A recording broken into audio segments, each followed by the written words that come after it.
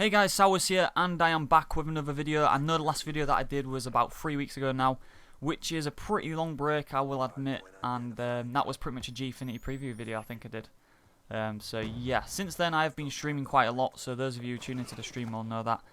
And yeah, I've been really enjoying that, but I really want to get back on the YouTube grind and get some videos uploaded. And I did say this in my other videos that I wanted to start doing this again. But those of you who follow me on Twitter will know that I've got a lot more free time on my hands, so yeah, I'm going to be back to uploading again, and I'll be streaming a lot more as well. So those of you who do watch the stream, I'll be streaming a lot during the week from Monday to Friday. Usually in the daytime I do things like, viewer rates, things like that. So I can't wait to get, things rolling again. And like I said, this time it is for real. I will have a lot more time to do things, and I've got some good ideas with the YouTube channel as well. And yeah, for those of you asking about a montage, there is something coming pretty soon, which will be announced pretty soon, hopefully. And I'm really excited to release that. But yeah, enough about me. Let's get straight into this EGL10 preview.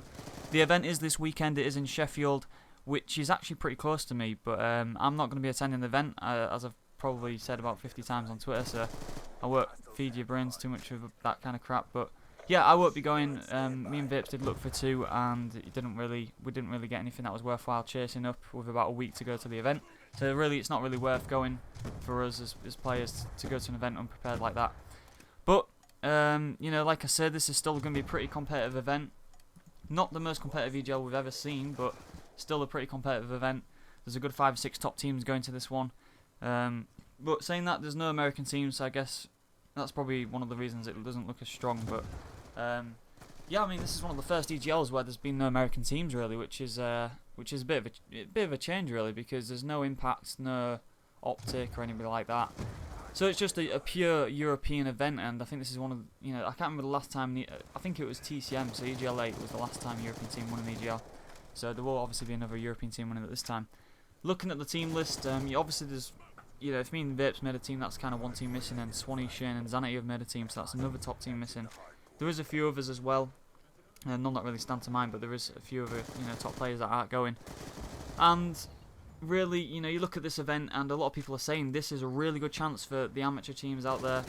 Amateur, I guess, really, it kind of is a word used for players that haven't really placed in the money before, I guess, or top 8. And yeah, there's definitely an opportunity out there, guys. So if you're going to this event and you want to place top 8, this is the event you want to be doing it at, because this event, EGL is still, one of the main events for Call of Duty, if not the main event, because it is the biggest open event that we have in the scene, and open events is what it's all about. Don't get me wrong, Gfinity is a huge event for our scene, and they've done a lot for us.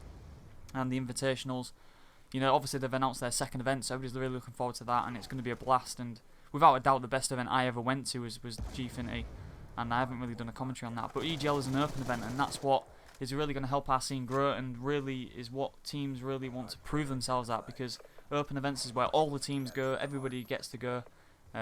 So this is a big event for everybody to prove themselves, and in saying that, I think we're going to see some definite surprises at this event. But I still think that, looking at the teams right now, Prophecy and TCM should be the final. You look at the teams around them, and there's none really that are that prepared, or really have the experience that those two teams have. But we'll have a look at the teams right now. I mean, from what I've heard, there's 62 teams signed up.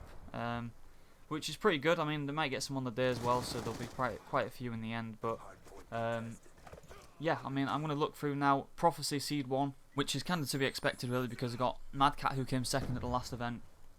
Jerd came third, which was with my team, Epsilon. So, those two players have got a lot of seed points with them. Gunshine Excellence, I believe, came 5th, 6th with Prophecy at the last event. So they're taking the first seed, and a lot of people were having doubts about this team, because obviously Epsilon split up, and people are saying, oh, Epsilon are a much better team, blah, blah, blah. But to me, this team is most definitely the favourite going to this event. I think they've got, 4 players there that are very experienced, have won events before, they know what it takes. Don't get me wrong, TCM are a very strong team going into this as well, and they proved that at Gfinity, but I think Prophecy, if they don't take this event, they will be disappointed, and knowing them as players, they will be going into this expecting to win this event. And I think that's what everybody's expecting, like I say, they've got Madcat and Jerd, who right about now, people are saying are like the best players in Europe. So the kind of, there is pressure going into this team, but, they're used to it, they're used to the pressure, so I think they're expected to win this event. And I think anything other than a first place for them will be something that they won't be happy with. TCM, I think is kind of a similar situation for them. I think they'll be going in wanting to win because they came second at Gfinity, beat a lot of top teams, you know, the likes of Optic, beat Impact in the group stages, so they'll be going in with a lot of confidence, even though they came second at DreamHack to Epsilon. They did use a pickup. Admittedly, it was one of the best players in the game, but you know, they did use a pickup, which, you know, might not have helped their S&D game for one. So TCM going into this, I think if they wouldn't take anything but first either. I mean, you look at the teams around them, there's no doubt that both those teams will be looking to get top 2, but you look at the teams around them, there's Horizon, Infuse, Tech. These are teams that really haven't proved themselves. I mean, Tech, you would say that are quite a prepared team in terms of they've been together for a long time, but the other teams around them are not prepared at all. They're not as practiced as the top 2 teams. So I think out of those teams, surprisingly, it might sound a bit strange, but I think Tech are one of those teams that could be one to watch out for because they are quite prepared, and I think on this game it is all about that. And so maybe, you know, Tech are one of those teams that to watch out for in terms of they are quite prepared, like Prophecy and TCM are. From what I've seen, those Prophecy and TCM are 2 of the most prepared teams going into this, and it's quite strange because you look at the teams around and they're all teams that have been made 2 weeks before the event, and that's definitely going to be a massive factor in how well they perform. TCM have been together for a long time, so they've got a lot of things laid down already, a lot of experience as a 4, which is definitely a massive factor going into events. Being to an event with a team already, you have that chemistry on LAN, which you don't have to build up again. But for Prophecy, this is their first event as a 4, so it might take them a few games to get into the swing of things, get the chemistry built on LAN. So there's a lot of factors to take in. That's why I'm saying that Tech could do pretty well, because I think they've been to a few events already together as a 4, so I guess we'll see. But like I said, Prophecy and TCM to me are definitely the 2 favourites going into this. You look below, there's Horizon 3rd seed, which I'm pretty sure they all will admit is I have no idea how the 3rd seed, I really do. But then again, they do have McGee, who was also in my team, and we came 3rd, so I guess he'll be bringing a lot of points. I think he brings about 900 points, yeah. And they have Momo, Kyle, Petey. I'm not sure where they all placed, but they must have all placed pretty decent. So they're in the 3rd seed, and from what I've heard, they've not really played much as a 4 either. So this is quite a weird event. I mean, EGL has always been known as the main Call of Duty event, like I say, main open event, and it still is. But a lot of people will say that this event is going to be really weird to watch an EGL where there's not really that much competition. And I don't want to put a downer on it because, you know, it is still the best teams in Europe, but I think there's going to be a few shocks in there, and that's something that kind of is exciting, really. Maybe it makes a bit of a change and it's something to look forward to, but I guess we'll see when the event comes around. Team Infused, the 4th seed, which is Jake, Josh, Bizzle, Vintage, and obviously they've formed pretty recently as well, and from what I've heard, they've barely played as of 4. I think Jake, Josh and Bizzle have played quite a bit, but I don't think Vintage has been on. I don't know what he's been doing, to be honest, but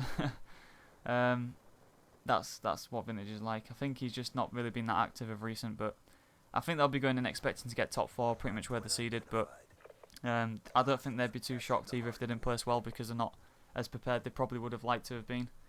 And I've pretty much, like I said, that's pretty much the same for every single team going into this, really, so I guess it really is just a flip of the coin on the day as to where teams place outside the top 2. There's Aware in 6th seed. I've already talked about Tech, who are 5th seed, so I won't go into them, but Aware is 6th seed. Amaze, Torres, Crazy, Wongy. A lot of people saying Wongy's going to have a lot of pressure this event because people are saying that as an online warrior and stuff, and I've kind of talked about this before. I don't think there is such a thing as an online warrior. I think it's more the mental side of things, making sure that you stick to what, you know, your mentality as it is online, making sure that you keep your head in the game. I think as long as Wongy keeps his head in the game, he keeps focused on the game, he'll perform as well as he does online. So, you know, I guess a lot of it will depend on how well Wongy does play, but at the same time, we've got 3 other players there that are pretty experienced and they've teamed together before, so they'll be expecting to probably place top 4. I think a lot of the teams going into this event will be thinking they've got a good chance of placing well, just because every other team around them isn't really that prepared either. So, I mean, yeah, you could pretty much say for all these teams, top 4 is a realistic target, it really is. Insight, which is, I've never really heard of these guys, but actually no, the players I've heard of, Stora, Pato, Too Much, Hadzi, so they're 7th seed, and you know, maybe some of those players have placed top 8 before, but from what I know, I've never really seen those players in teams that have placed top 8. Maybe they have, I don't know, so don't shoot me or anything, but that's kind of what I mean. And that, you know, we've got players coming into the top 8 seeds already that really haven't even placed top 6 at EGLs before. So there's definitely an opportunity for those players in that team to kind of staple themselves among the top 8 at EGL events. So it's a good opportunity for players like that. Expectation is a team who are seeded 8th. Necro and Robs, Luke and Alexity. Another team that kind of has an opportunity to kind of like stick themselves among the top teams. So, you know, those are 2 teams there that are definitely going to be ones to watch out for. Will they meet up to their seed? Will they fall behind and place top 16? I guess time will tell. Curse are seeded 9th, which is one that people will be shocked about, because Curse are a team that have, you know, been around for a long time.